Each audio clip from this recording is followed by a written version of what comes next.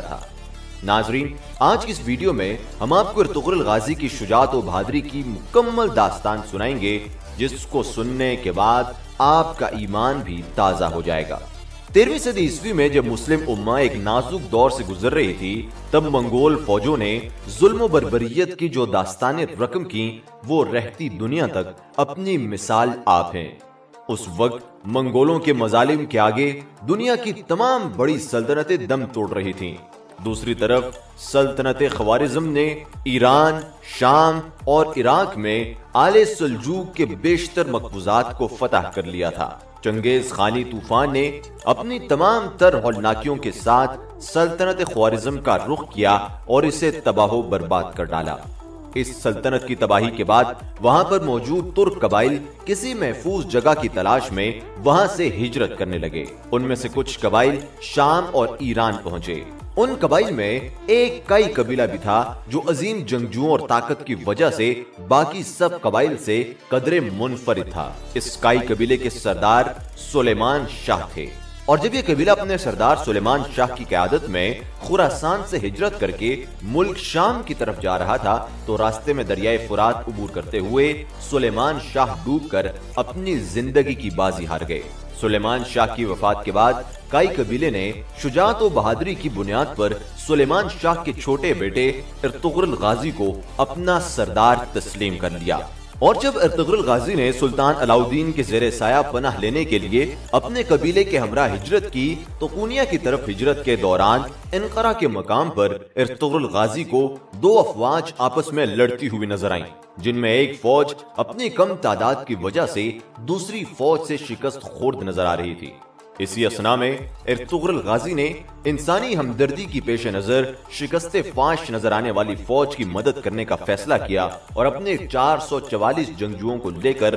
غالب فوج پر ٹوٹ پڑا، اور دیکھتے ہی دیکھتے غالب فوج کے پختہ قدم اکھاڑ پھینکے اور ان کو بھاگنے پر مجبور کر دیا۔ جب جنگ کی افراتفری ختم ہوئی تو پتہ چلا کہ ارطغرل غازی نے جس فوج کی مدد کی وہ سلجوقی سلطان علاؤالدین کی فوج ہے۔ سلطان علاؤالدین ارطغرل غازی کی اس بہادری سے بہت زیادہ خوش ہوئے اور انعام کے طور پر ارطغرل غازی کو اپنی سلطنت میں انقرہ کے مقام پر ایک علاقہ عطا کیا، اور اس کے ساتھ ساتھ سلطان نے ارطغرل غازی کو یہ اجازت بھی دے دی کہ وہ اس علاقے کے ساتھ موجود عیسائی علاقوں کو بھی فتح کریں اور ان کو اپنی سلطنت میں شامل کر لیں۔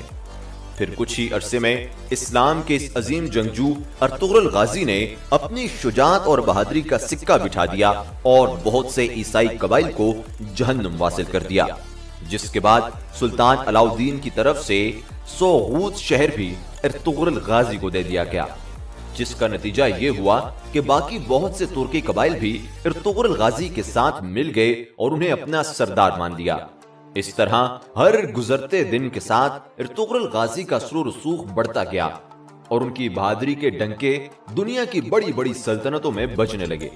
اور پھر کچھ ہی عرصے بعد جب ینی شہر اور بروسا کے درمیان تاتاریوں اور بازنطینیوں کی مشترکہ حملے میں سلطان علاؤالدین کے نائب کی حیثیت سے ارطغرل غازی نے اس جنگ میں بھی فتح حاصل کی، تو سلطان علاؤالدین نے خوش ہو کر اس شہر کو بھی ارطغرل غازی کی جاگیر میں دے دیا اور اس پوری جگہ کا نام سلطانونی رکھ دیا۔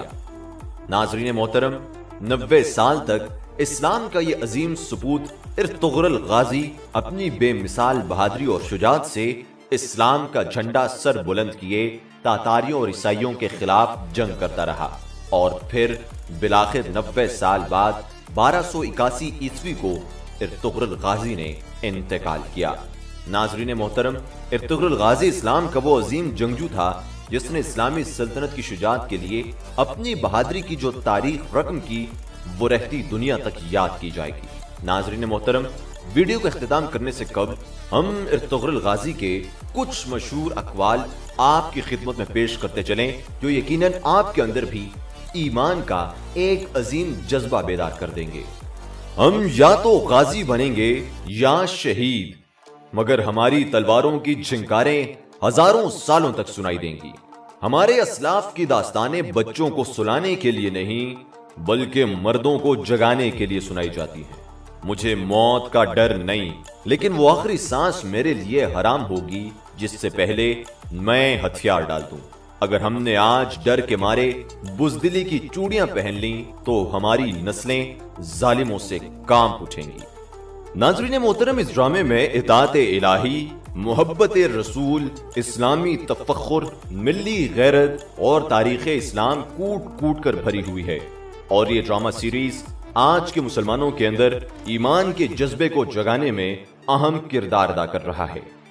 ناظرین، یہ ڈرامہ سیریز دیکھنے کے بعد آپ کو یہ بھی معلوم ہو جائے گا کہ آپ کے لیے خطرہ دشمن نہیں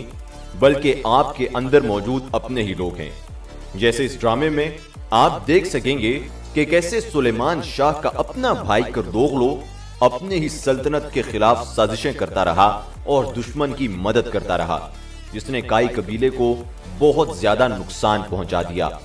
اور جب تک اس چیز کی نشاندہی ہوئی تب تک یہ چیز بہت آگے پھیل چکی تھی اور کائی قبیلے کا بہت نقصان ہو چکا تھا۔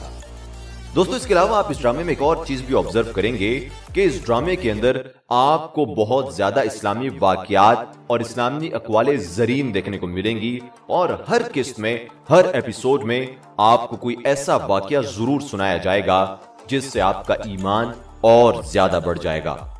دوستو، اس ڈرامہ سیریز میں ہمیں اپنے آباء و اجداد کی روایات کے بارے میں بتایا گیا ہے، اور جو سب سے بہترین بات اس ڈرامے کی وہ یہ ہے کہ اس ڈرامے کے اندر جب بھی حضور نبی کریم صلی اللہ علیہ وآلہ وسلم کا ذکر ہوتا ہے تو یہ لوگ اپنے سینوں پر تعظیمانہ انداز میں ہاتھ رکھ دیتے ہیں اور عزت و تکریم میں اپنے سر کو جھکا دیتے ہیں، اور جب بھی یہ اپنے سے کسی بڑے شخص سے ملتے ہیں تو اس سے ملتے ہوئے بھی اپنے سینوں پر ہاتھ رکھ کر تعظیمانہ انداز میں اس سے ملتے ہوئے